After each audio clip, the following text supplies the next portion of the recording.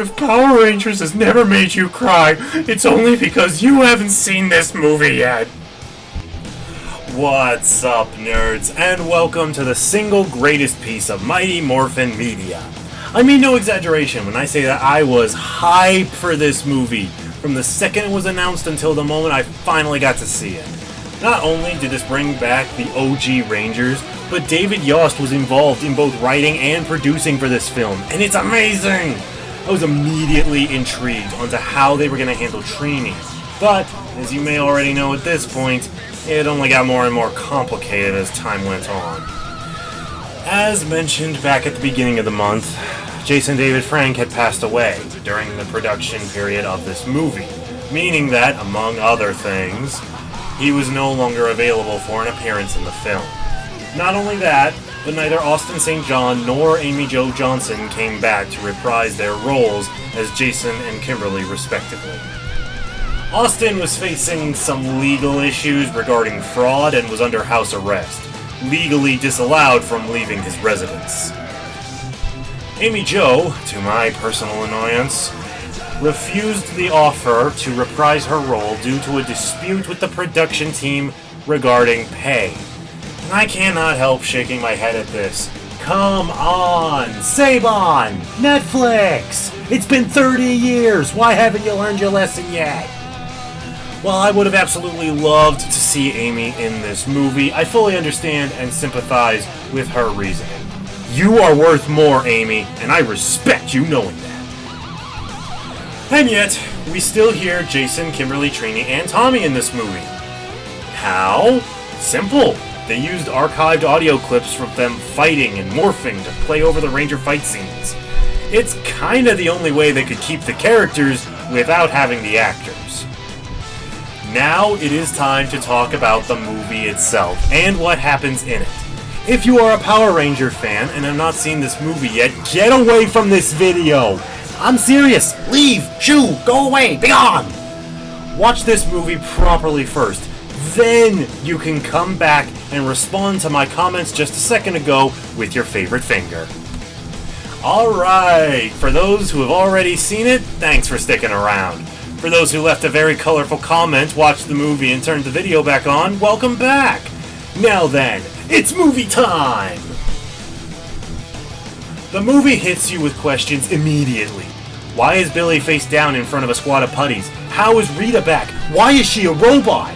A myriad of questions are flooding your brain, but you have no time to process them because Billy immediately morphs and prepares to fight back against the putties. He's doing great until Rita, for literally the first time in her entire life, actually gets into the fight and knocks Billy into the dirt. Just before she can get cocky, Jason, Zach, Kimberly, Trini, and Tommy, who's using his Green Ranger suit, teleport onto the scene. And man, it's so awesome. Seeing the original six go at it against putties in a modern cinema quality is fantastic. It's the best nostalgia train I've been on in a while. The original theme playing in the background only makes it all the better. One of the things that helps elevate Once and Always is that when they were writing this, they knew that the fans of these specific Rangers were all adults now. Attacks feel more brutal in certain moments. And no one's afraid of saying the words die, dead, or kill. It's a very small thing, but to a die-hard Power Rangers fan like myself, it means a lot. True story, I'm completely serious. When Rita first said die, I legit got actual whiplash from that moment. It hits that hard. After Billy damages Rita's faceplate, she charges a massively powerful blast and aims it right at Billy.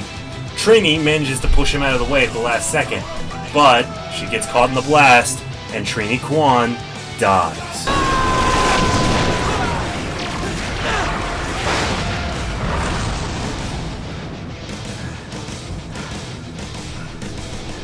Goodbye, Trini Kwan! And unlike Kendrix in Lost Galaxy or Alex in Time Force, this isn't a fake out. She doesn't come back. She's gone. The first canonical Power Ranger death. Marveling her handiwork, Rita retreats to the Dark Dimension to plot her revenge. Kimberly falls to her knees and the others just stand in silent shock.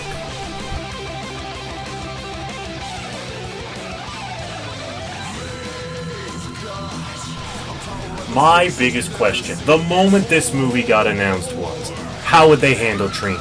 Unlike Jason Frank, Thuy's been dead since 2001, so the writers knew from the start that they had to address that.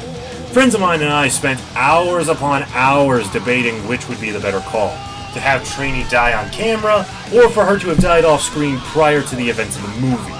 We all argued for a long amount of time and never really came to a consensus, but the moment I saw Trini explode, I knew that this was the right choice. I knew Trini was going to die, if not already be dead, in this movie. It was unavoidable and impossible to circumvent. I was fully aware that this would happen. Even still, when I saw it play out in front of me, my heart stopped. Trini was arguably one of the most noble members of the original Ranger team, always stepping up for anyone who needed it. From Billy to little kids, even Bulk and Skull. Watching her die made me pause, and yes, I did shed a tear, the first of many for this film. Afterwards, Billy and Zach are at Trini's house trying to figure out what they're gonna say, because Trini had a daughter, a teenager with plenty of attitude named Min, who is played by Charlie Kirsch. Billy wants to tell the truth, but Zach's trying to keep to Zordon's sacred rules of never revealing their identities as Power Rangers. Unfortunately, Min walks into the room just in time to hear that Trini was killed by Rita Repulsa, and she ends up being told everything. The movie then time skips a year ahead, and fun fact, Power Rangers Dino Fury takes place during this time skip. I'm not kidding, I did the math. You can fact check me. It's the anniversary of Trini's death, and Min's under the guardianship of Zach, who gave up his position as congressman in order to be a full-time father figure for Min. The two are walking up to the grave when they hear everyone else morph. They take cover behind the Radbug 2 and see the Rangers staring down Robo-Rita in front of a strange machine and accompanied with cyborg versions of two of her previous monsters. The Minotaur from the third episode and Snizzard from episode 14. Zach enters the fray and the Rangers start to fight. Snizzard manages to hit Tommy, Jason, and Kimberly with his venom and snakes, immobilizing and shrinking them for Rita to insert them into her machine. Billy and Zach take Min and manage to escape in the Radbug. Again, what a great way to utilize the characters without access to the actors. Removing those three from the equation makes it so that they have justifiable reason as to why they can't be with the team in the command center to talk strategy with Alpha 9. Speaking of, it's about now we learn, after Min decides to get way out of line with Billy, just why Rita is back. See, Billy and Alpha 8 were working on experiments with the Morphin Grid to try and bring back Zordon. They thought they had succeeded, but they forgot what the Z-Wave did. At the end of In Space, Andros destroyed Zordon's tube, unleashing his energy across the cosmos to simultaneously attack every source of evil touched by Dark Spectre. Rita, Zed, Goldar, King Mondo, Rito, Master Vile, Astronema, Divatox, Elgar, Ecliptor, Dark Spectre himself, all of them were swept away into the Morphin Grid along with Zordon himself. Meaning that each of them are scrambled in with Zordon and vice versa.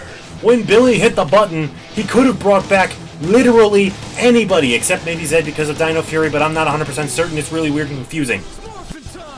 I'll say it. They're lucky it was only Rita and not someone like Dark Spectre. Rita's spirit breaks through the tube and possesses Alpha 8's body, converting him into the Robo-Rita form we know now. Billy called for help before rushing outside, where the beginning of the movie immediately takes place.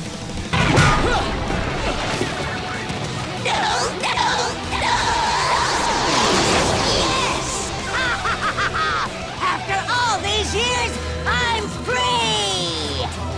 It's time for revenge! No, it can't be. Fact check, Billy. You were looking for your precious Zordon. But when he sacrificed himself with the Z-Wave, it wasn't just his particles that spread across the universe. Get it? The evil was purged from my being and the waves scattered it across space. Until today, when you put me back together and I found a new body. Now, Rita Repulsa will reign again! I need backup at the command center. It's Rita. I'll try to lure her outside the... Hey!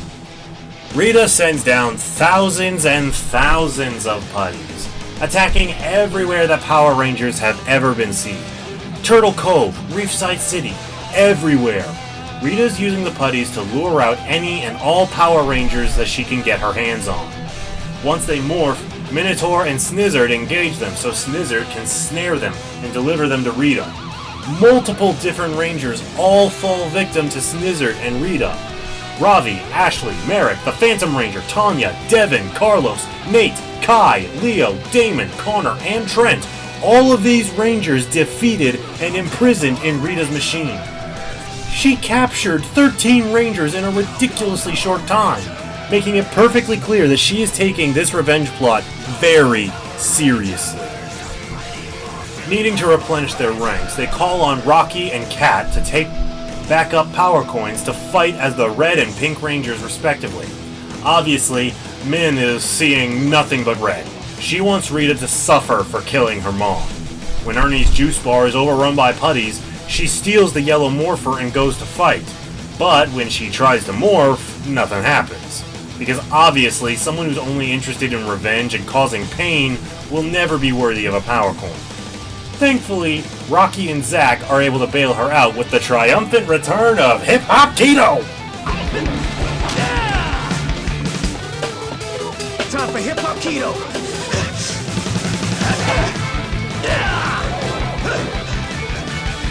Are you breakdance fighting?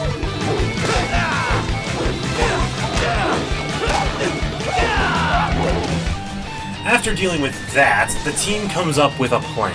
They go to an old construction site with a magnet crane. They get it set up and primed before morphing to lure Minotaur and Snizzard. Once they arrive, the Rangers use the magnet to trap the monster's new cybernetic bodies in place. With them out of the picture, Rita wouldn't be able to capture any more Rangers. Now their plan is to deal with Rita before they finish off the monsters. They take stealth devices and teleport to Bandora Palace to try and sabotage Rita's machine. Min, not approving of the lack of bloodshed, steals the Morpher again, as well as a stealth device to sneak out of the command center, steals the Radbug, and goes to where the monsters are. She demonstrates the definition of insanity before Rita ambushes her and takes her prisoner while freeing Minotaur and Snizzard. It's now when we learn Rita's intentions. Let me guess. A Rita reunion? And then some scheme to conquer the galaxy? Not bad. I'll pass through this portal and give years of knowledge to my younger self, making us absolutely unstoppable.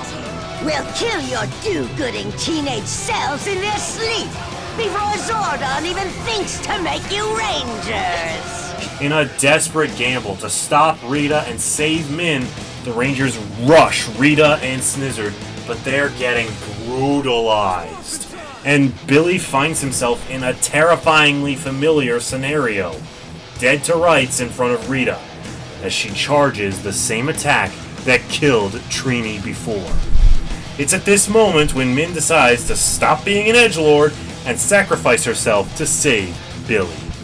Lucky for her, the blast hit Trini's morpher, and upon Min's noble act of selflessness and heroism, granted her visions of her mother as it imbued her with the power. What happened next? Come on, guys! You already know what time it is. It's morphin' time! Mastodon! Pterodactyl! Triceratops! Saber-toothed tiger! Tyrannosaurus! Power Rangers! The five of them morph into the Power Rangers and start kicking every degree of butt, overwhelming Rita, Minotaur, and Snizzard easily. Rita throws Snizzard out of the palace in order to gigantify him. Billy and Min pilot the Megazord in battle against Snizzard, while the rest of the Rangers make short work of the Minotaur and then Rita. The OG Zords look fantastic. They're just chromatic enough to make them new without changing anything else about the design. It is simply morphinominal. And so is the fight between Megazord and Snizzard every second. Although Billy does say something during the fight that always makes me cringe. Now this is the coolest! Alright, you big lizard. Come catch these hands. At this point, it's Megazord Explosion victory, but it looks so dang cool that I just don't care how obligatory it feels. Afterward, the Capture Rangers are released and resting, while Zack, Billy, and Min hang out at the juice bar, reminiscing on old stories about Trini from when they were all Rangers. It then cuts to a scene from the first season, with all 6 of them hanging out as Kimberly sings a song. It fades to a tribute of Thuy and Jason, and yes, I'm crying, but so were you when you watched it! You're not ready for what I'm about to tell you. That whole movie isn't even an hour long. Even if you count the entire credits reel, it only clocks out at 58 minutes. They crammed that much quality and story into less than an hour. That blows my freaking mind! This movie hits every nostalgia point dead on, without forgetting that it's a modern story and does its own thing. This movie easily earns a 9 out of 10. If Midden hadn't been so annoyingly bloodthirsty to the extreme that she was, this would be a perfect score. Either that or include the Alien Rangers somehow. Thank you guys so very much for watching. Be sure to like, comment, and subscribe. Don't forget to ring the bell so you never miss an upload. Check out my buddy Tyler Crux. He has a lot of fun stuff on his channel, like his Road to Completion videos. Be sure to check those out if you haven't already. We collab all the time, and he is always a major help in getting these months taken care of. Catch you later, nerds, and may the power protect you.